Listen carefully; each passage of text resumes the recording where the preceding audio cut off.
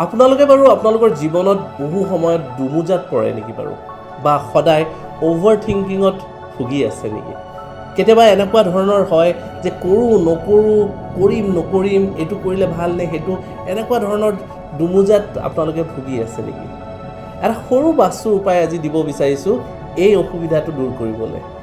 West ছাইডটো, পশ্চিম দিশটো আটাইতকৈ দৰকাৰী মেণ্টেল ষ্টেবিলিটি, মেণ্টেল পিচৰ বাবে। এটা ঘৰৰ ৱেষ্ট ছাইডটো যদি আমি চাফা আৰু পৰিষ্কাৰ কৰি ৰাখোঁ, আমাৰ মেণ্টেল ষ্টেবিলিটি আৰু মেণ্টেল পিচ আহিব। সেই ঘৰত বাস কৰা ব্যক্তিসকলৰ মাইণ্ডটোত এটা ক্লিয়াৰিটি আহিব, ফ'কাছ আহিব।